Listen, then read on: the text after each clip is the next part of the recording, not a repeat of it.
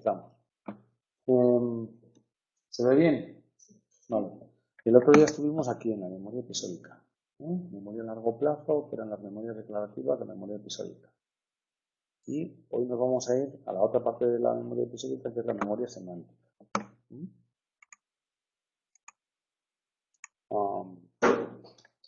Vamos a ver las evidencias que hay de que existe, cómo se almacena el conocimiento en la memoria semántica.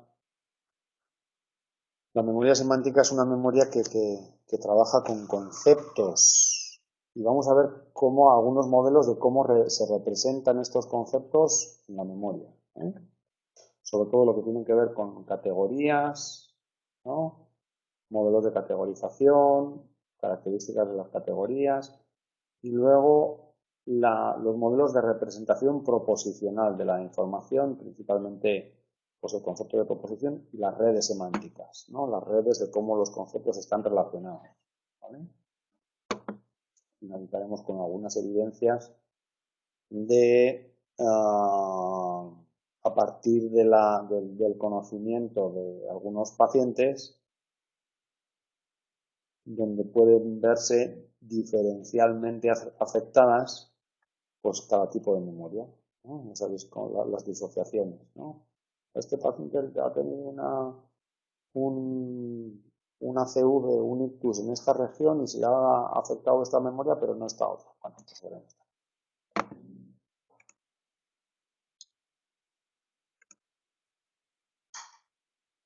Entonces, como decíais antes, la memoria autobiográfica, la memoria episódica, guarda información de conocimientos que podemos manejar en primera persona. La memoria semántica contiene conocimiento general de lo que sabemos sobre el mundo. Los hechos, conceptos, lo que sabemos sobre el lenguaje, las asociaciones de palabras, las connotaciones, los conceptos, los símbolos, las asociaciones. Es decir, todo el conocimiento que vamos acumulando a lo largo de la vida.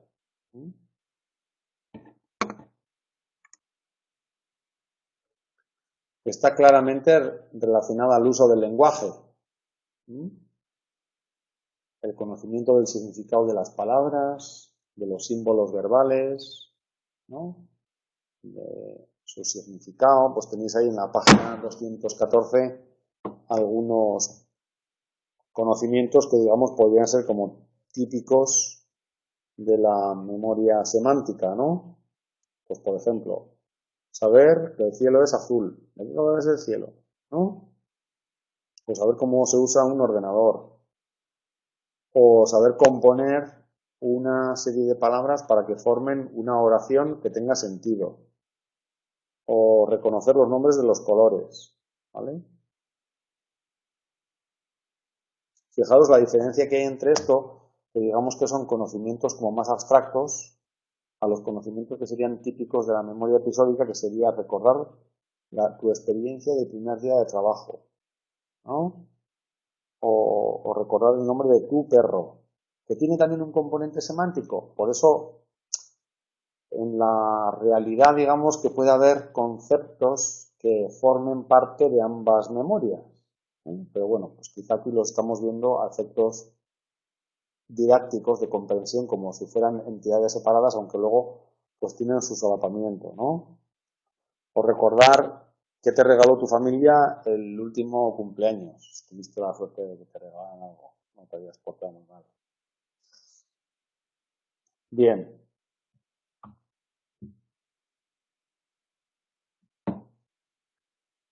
Bueno, así que este conocimiento, a diferencia del episódico, no está ligado a experiencias, o a conocimientos específicos. Probablemente ninguna de vosotras se acuerda, si no me vais a dejar muy sorprendido, ¿dónde estabais o qué hacéis cuando os aprendisteis la tabla de multiplicar del 6? ¿No? ¿No, verdad? Bueno, ya me quedo más tranquilo. Bueno, fijaros que se ha encontrado para ver su existencia, ¿puede haber una memoria semántica diferenciada de la episódica? Bueno, pues que hay algunos pacientes con daños en la memoria episódica que pueden sin embargo, seguir acumulando conocimientos semánticos, ¿no? Luego esto nos indicaría que pueden ser dos sistemas diferenciados, ¿no? En este trabajo, ¿no?, con 147 pacientes que tenían afectación episódica, pues tenían un mejor funcionamiento semántico, ¿no? Y Baddeley en el 2009 encontró que la corteza prefrontal derecha, ¿eh?, esta que está por aquí, por encima del ojo derecho, ¿eh?, tiene una mayor afinidad, ¿eh?, para la codificación y la recuperación de imágenes de memoria episódica, ¿no?, y no tanto por la semántica. Luego, esto nos hablaría de que podría haber como una biología subyacente y que sea específica de cada una de estas redes, ¿no? Bueno, es muy importante en el almacenamiento de la información semántica la organización. Es decir, esto tiene una clara derivada para los estudiantes, ¿no? ¿Cómo te vas a organizar el contenido de lo que te vas a aprender? Pues si te lo aprendes todo en plan papagayo y no eres capaz de organizarlo de alguna manera, estás apostando a un peor rendimiento, ¿no? Luego, aunque sea de tu manera subjetiva, es muy interesante y facilita el recuerdo cuando somos capaces de organizar la información, ¿no?, de la manera que sea en nuestros almacenes de memoria. Volveremos un poquito después. Bueno, un componente muy importante de la memoria semántica son los conceptos, ¿no? ¿Qué es un concepto? Pues digamos que sería como la unidad principal, la unidad básica del pensamiento.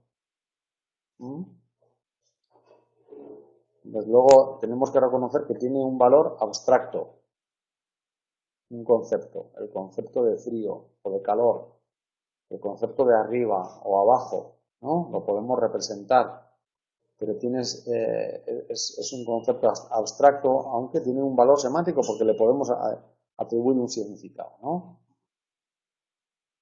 Y si damos un salto más, imaginaos que esto lo podríamos definir como si fueran círculos concéntricos, ¿no?, agrupando de una manera más amplia, en un conjunto más amplio al concepto, estaría el concepto de categoría, ¿no? Que podríamos decir que una categoría es una clase de objetos que tienden a agruparse. Realmente, categorizar, fijaros, ¿no?, es tratar de manera similar lo que realmente es diferente.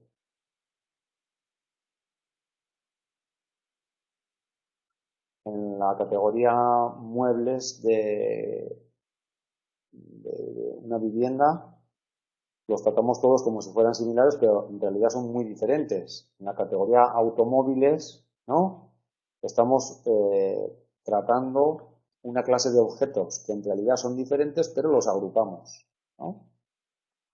Y así podemos representar ejemplos concretos que hay en la memoria. Porque claro, ¿os imagináis cómo sería la vida mental, nuestra vida mental, si no pudiéramos hacer categorías?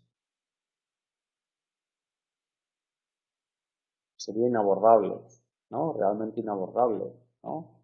No cabe duda de que poder hacer categorías nos ayuda a esto que llamamos economía cognitiva, ¿no? A tener una visión del mundo más resumida, ¿no?, desde materia viva a materia inerte, ¿no?, materia sólida, materia líquida, materia gaseosa, etcétera, ¿no?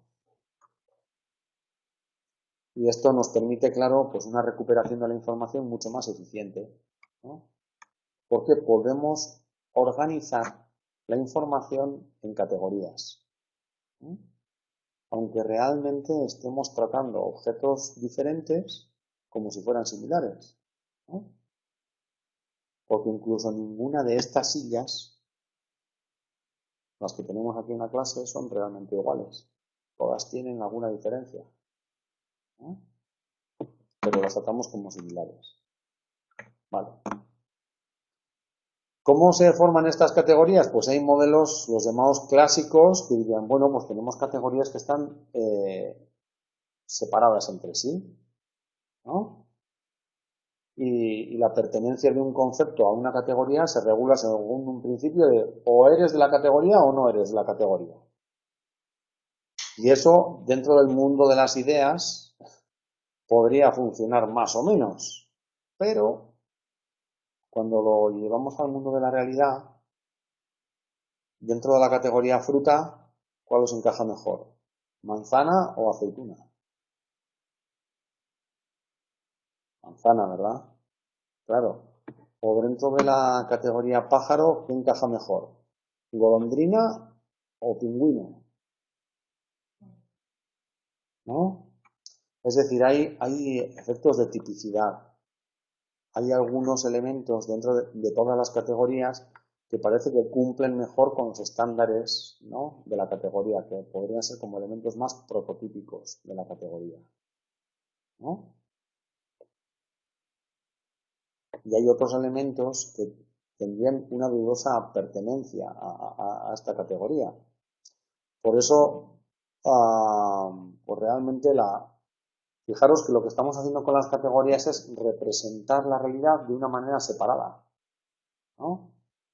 Pero luego la realidad siempre responde mejor a modelos dimensionales que a modelos categoriales, ¿no?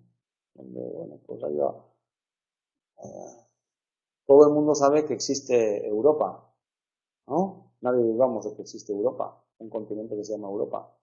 Nadie duda de que existe Asia, ¿no? Pero Turquía, ¿dónde está?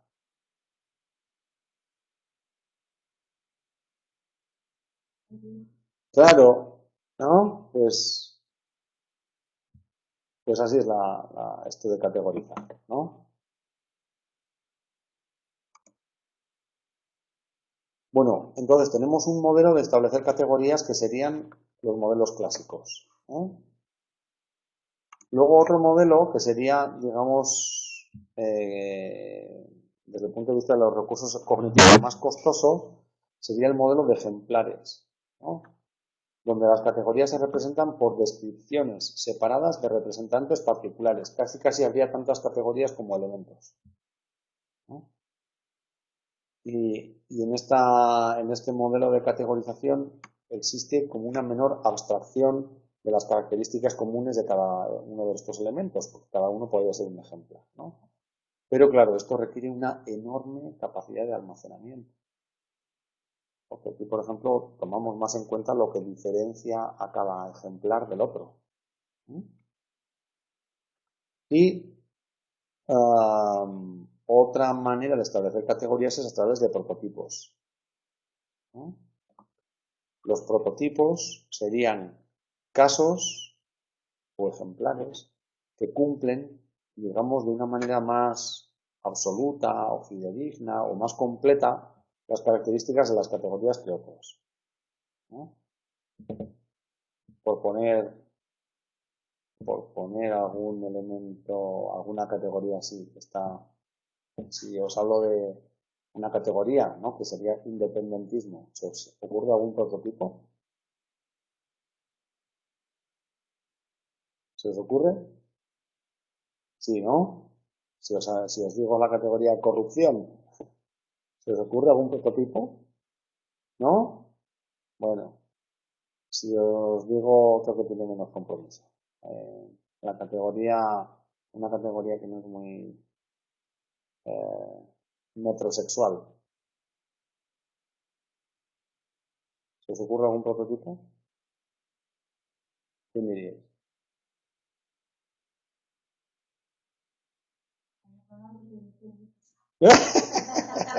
Mira, es una buena memoria episódica, ¿no? Bueno, claro, pues, pero cumplen, ¿no? Entonces, ¿qué haces con los nuevos casos? Pues compararlos con los prototipos del año pasado, iba a decir, el prototipo que mejor representa la categoría, ¿no? Bien. Y luego hay modelos mixtos que combinarían los modelos de ejemplares con los de prototipos.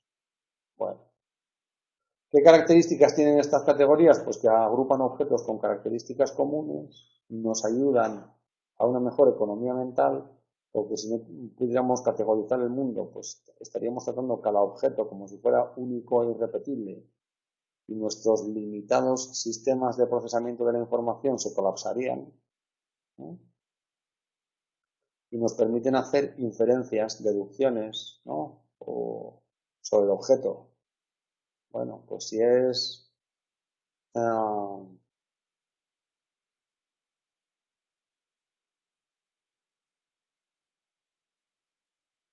es grande, podríamos inferir, aunque sea arriesgado, que puede ser pesado, ¿no? Podemos establecer, ¿no? Es más fácil que si es grande sea pesado que si es grande sea ligero. Quizá no, pero podemos empezar a hacer inferencias, ¿no? Vale. Bueno, y luego están las categorías naturales, las que utilizamos en la vida cotidiana, ¿no? Referidas a objetos, a eventos, acciones, y tienen mucho que ver con su semejanza a nivel perceptiva. Por ejemplo, objetos, ¿no? Grandes, pequeños, cuadrados, triangulares, eventos multitudinarios, ¿no? Etcétera. Bueno, y aquí lo que estamos es representando propiedades que pueden correlacionar unas con otras. Pues si eres un animal con pulmones es más fácil que seas terrestre, y si tienes branquias, pues probablemente eres acuático, ¿no? Aunque quizá no tengan por qué corresponderse al 100%, porque estamos categorizando y siempre la categoría es un manejo mental.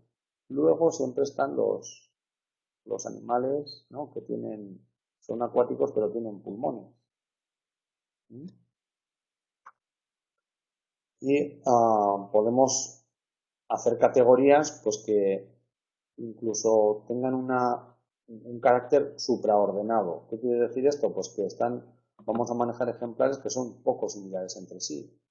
Un cuadro y una silla realmente que tienen físicamente en común, poco, pero bueno, todos son muebles, ¿no?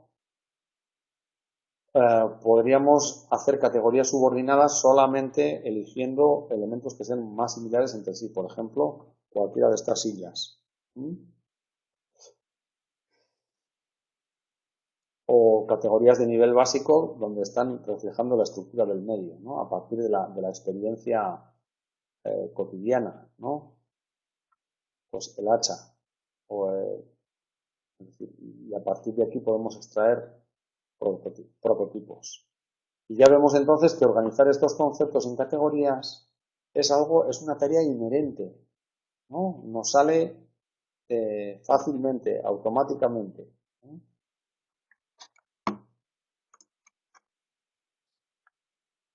Bueno, otra manera de ver cómo se organiza la información en la memoria semántica es a través de las proposiciones.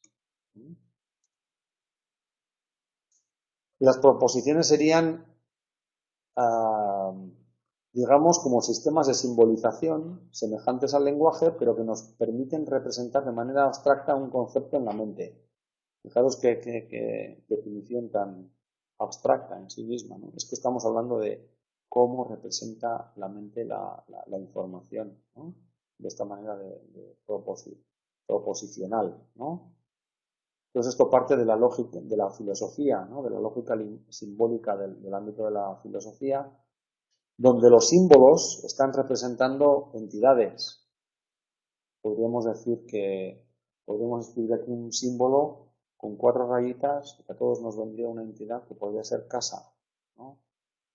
No tiene nada que ver una cosa con la otra, pero sin embargo lo podemos representar mentalmente, ¿no? Los símbolos también se pueden combinar según reglas gramaticales. Lo que hacemos con el lenguaje es poner símbolos unos detrás de otros, pero que adquieren su sentido en función de la congruencia que da ponerlos adecuadamente a las reglas gramaticales.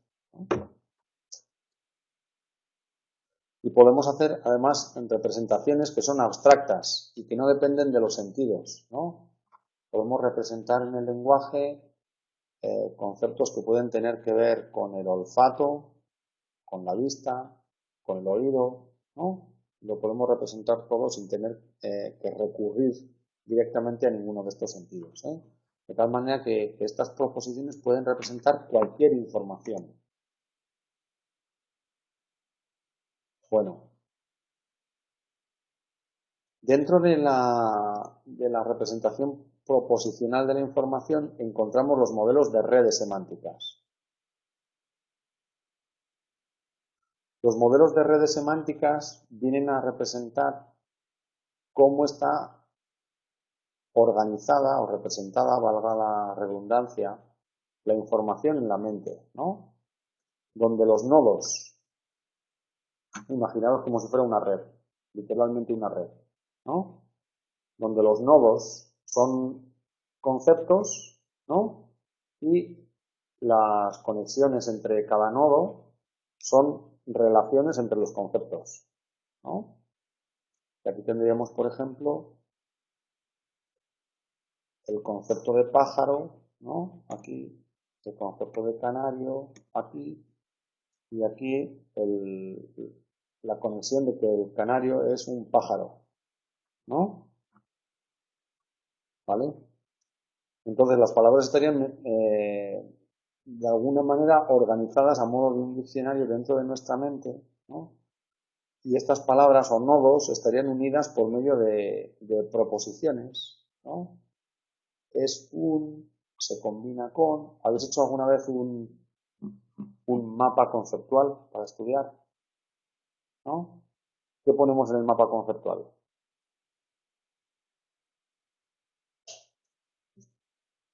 ¿Qué representas? En el mapa conceptual lo que hacemos es representar nodos, que son conceptos, ¿no?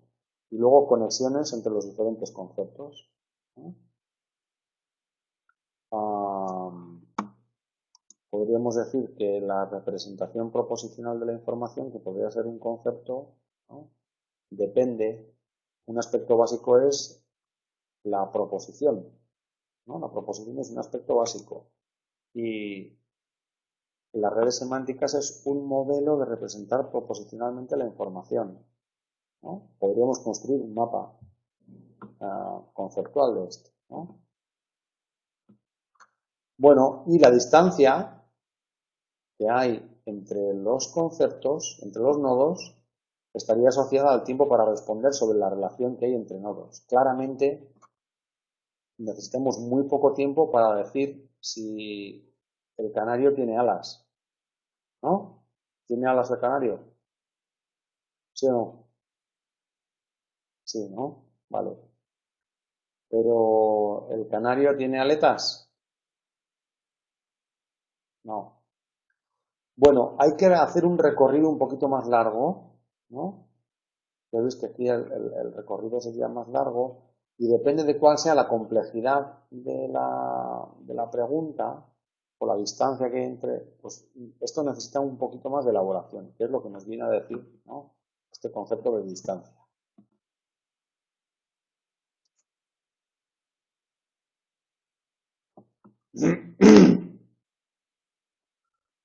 Bueno, nuevamente, este modelo proposicional de redes semánticas, pues conceptualmente puede quedar muy claro, pero pasa un poco como lo de las categorías, ¿no? Que luego no todas las palabras de un nodo resultan igualmente accesibles. Quizá nos cuadra mucho más claramente como animal perro que iguana, ¿no? Es decir, hay ejemplares de categorías que se identifican antes a un nivel más bajo, más básico, con menos abstracción, y otros a un nivel más alto, ¿no? Aunque no siga una clara estructura jerárquica, ¿no? Por ejemplo, si normalmente cuando le dices a la gente canario, águila y petirrojo, dicen pájaro antes que animal. La identificación aquí, ¿cuál sería? ¿Nivel más bajo o más alto? Claro, porque pájaro sería un concepto más básico que animal, ¿no? Sin embargo, cuando a la gente le dicen oso, gato y caballo, dicen más claramente animal que mamífero. ¿Cuál sería aquí la identificación? ¿A nivel más alto o más bajo? Más alto, ¿no? Bueno, y añaden, ¿no? Posteriormente se ha añadido este concepto de distancia semántica en el sentido de que una propiedad puede almacenarse en varios nodos, no en uno solo. Por ejemplo, la propiedad de cuadrúpedo podría estar almacenada en el nodo de perro, en el nodo de gato y en el nodo de ternero, ¿no? Y ahí tenemos almacenado el concepto de cuadrúpedo, que podría estar, como decíamos, entonces almacenada en varios nodos. Aquí tenéis un mapa semántico de la experiencia de una persona, porque esto, claro, estos mapas de redes semánticas se construyen a lo largo de la vida, ¿no? Tiene también esto un componente episódico grande. Por ejemplo, de la experiencia de una persona que tiene miedo a las serpientes, ¿no? Fijaos cuántas cosas hay conectadas, ¿no? Yo veo la serpiente, ¿no? Tiene rombos, es, por supuesto, si tienes miedo, peligrosa, imprevisible, se mueve rápidamente, ¿no? Lo que tiene que ver con las características de la serpiente. Pero ¿qué hago yo cuando me veo la serpiente? Pues huyo, siento miedo, digo tengo miedo, ¿no? Se me acelera el corazón, ¿vale? Y estas serían las experiencias o los conceptos que estarían organizados, en este caso, en una persona que tiene miedo a las serpientes. Bueno, ¿cómo se van verificando la adecuación de si un concepto forma parte de una red o no forma parte de una red? Pues a través de este concepto que es la propagación de la activación, ¿no? Dice, la activación es mayor cuando proviene de dos o más nodos de una red. El concepto de cuadrúpedo no lo tenemos tan claro, no emerge tan claramente si decimos solamente búfalo, ¿no? Que si decimos búfalo, gato, perro y ternero, ¿no? Esta activación es mayor cuando proviene de dos o más nodos de una red. ¿Sí me seguís esto? Vale.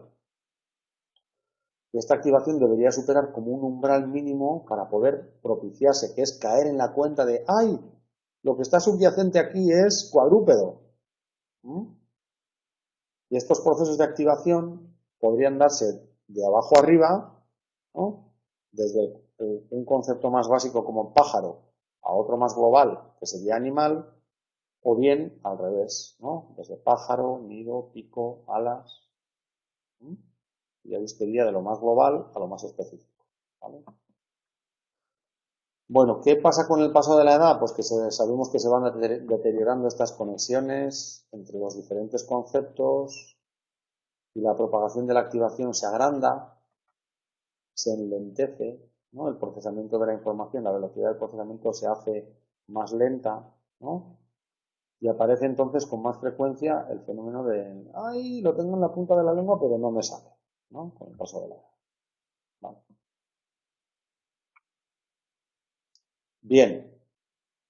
Las redes proposicionales, fijaros que lo podríamos focalizar por una parte en representar conceptos, pero también lo podemos representar poniendo como foco representar o acentuando más representar las relaciones entre los conceptos, ¿no? En este sentido se ha propuesto un modelo que es el modelo del ACT, ¿no? que tiene una serie de principios, que estaría relacionado con una forma de ver estos modelos de redes, ¿no? Dice, bueno, pues la información se representa en forma de red, ¿no? Pero los nodos, acordaros que serían los nudos de la red, ¿no? Podrían estar activados o desactivados, ¿no? La activación en un nodo puede facilitar la activación de nodos relacionados. Podemos activar, si activamos el nodo perro, ¿no? Podríamos activar el concepto o el nodo cuadrúpedo, pero también el concepto mamífero, ¿no? Que estaría implícito en el nodo perro, ¿no? Y la fuerza de la activación de nodos varía. Hombre, pues seguramente estará más relacionado, tendrá más fuerza, a ver si la encuentro por ahí.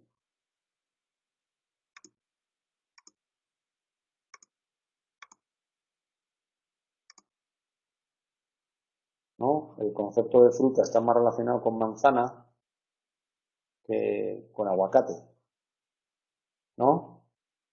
La conexión, la relación es más fuerte entre fruta y manzana que entre fruta y aguacate. ¿Estáis de acuerdo con eso?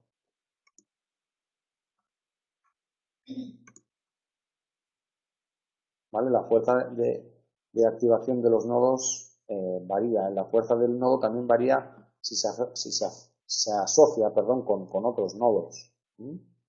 Bien. Y esta propagación de la activación, ¿no? Fijaros que estamos viendo cómo se relacionan unos nodos con otros, depende por una parte de la intensidad y del número de conexiones que salen del nodo. Cuanto mayor sea el número de conexiones, cuantas más características tenga ese nodo, ¿no? Más lenta va a ser la respuesta, más tiempo va a requerir, porque estamos procesando más cantidad de información, ¿no? Vale. Y teniendo en cuenta que la cantidad de nodos que pueden activarse en un momento dado es limitada. ¿Por qué es limitada? Pues porque tenemos una capacidad de procesamiento de la información que es limitada. No podemos activar y procesar, ¿no? La activación de todos los nodos a la vez, ¿no? Acordaros del cuello de botella. Bueno, el modelo ACT de Anderson, ¿no? Incluye, ¿no? Pues dice que podemos representar los nodos de manera abstracta o de manera espacial, ¿no? Lo podemos representar por una parte conceptualmente, pero si os fijáis, una cosa que hacemos con mucha frecuencia es cuando nos hablan de algo, ¿dónde está ese algo? Está cerca de mí, lejos de mí, está arriba, abajo, a la izquierda, a la derecha. Y el espacio y tiempo, las coordenadas de espacio y tiempo. ¿Cuándo pasó esto? ¿Es de ayer? ¿Va a pasar mañana? ¿Está pasando ahora? ¿Puede hacer mucho tiempo?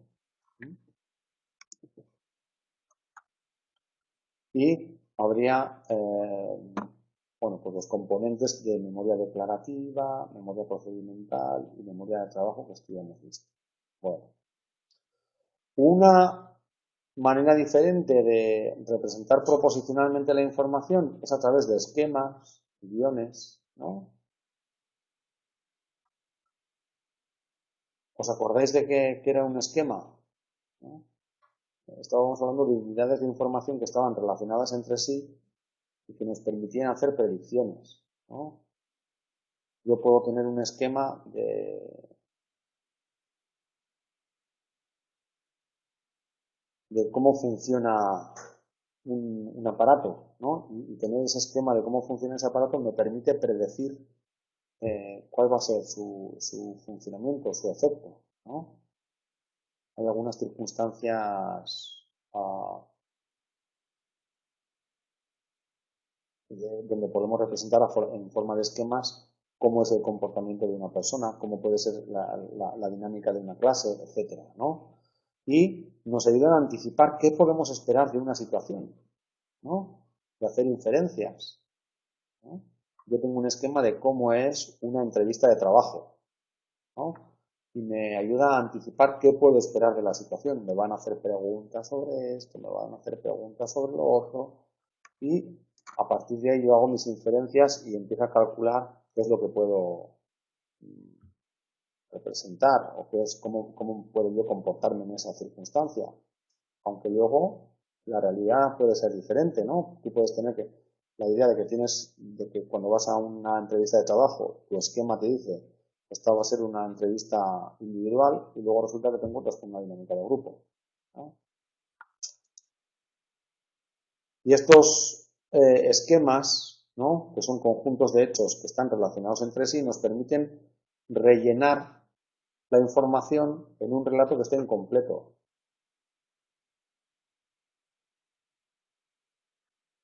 Inevitablemente, si tú ves a dos personas, a dos amigos tuyos, y uno de ellos tiene muy mala cara y ambos se van separados, ¿no? Tu mente va a empezar a hacer hipótesis. ¿Qué es lo que aquí ha pasado? Y va a rellenar, aunque luego preguntes, ¿no? ¿Qué ha pasado? Va a rellenar ese relato incompleto, ¿no? Entonces ha venido una chica a decirme, oye, tengo una mala noticia, no voy a poder seguir en la clase, ¿no? Yo ya me he hecho un esquema. Luego su relato no coincidía con el esquema que yo me había hecho. Me decía, yo había pensado que había tenido alguna mala noticia, ¿no? Alguna desgracia, por alguna razón. Dice, no, es que han salido oposiciones, entonces me voy a tener que dedicar a estudiar las oposiciones, me da mucha pena, no sé qué. Pero inmediatamente yo ya había hecho ese esquema rellenando la información con lo que ella aún no me había contado, ¿no? Y ya veis que esto tiene un uso inconsciente, continuo, permanente, ¿no?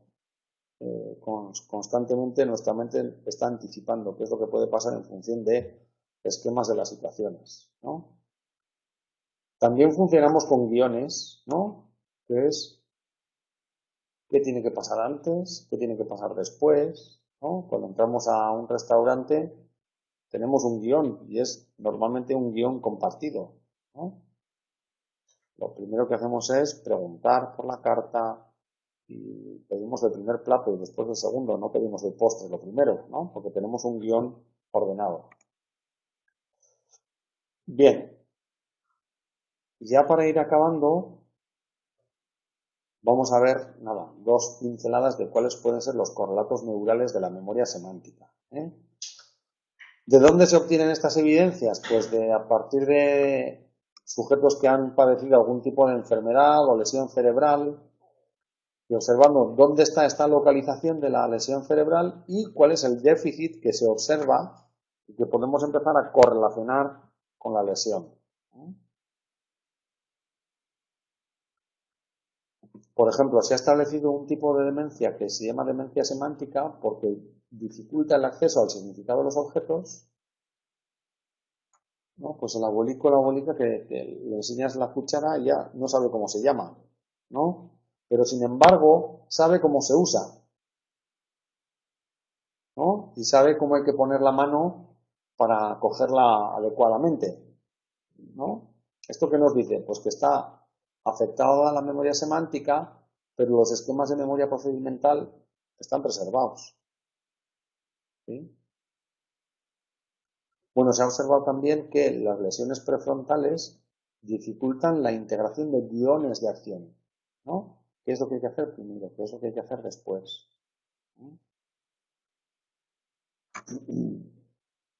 Y hay pacientes neurológicos, por ejemplo, que ven afectado el conocimiento semántico para categorías específicas, como por ejemplo, seres vivos o seres inertes. Vale. A través de técnicas de neuroimagen funcional, acordaros que la imagen funcional es la que nos permite obtener información de qué circuitos del cerebro se ponen en marcha al hacer qué tipo de acciones. Bueno, pues cuando estamos conociendo una acción, un movimiento, la red que se activa es diferente a cuando nos planteamos para qué sirve, para qué, cuál es la función de lo que sea, ¿no? Al representar acción se activan redes frontoparietales, ¿no? Frontales y parietales, y al representar funciones se activan redes en la corteza temporal.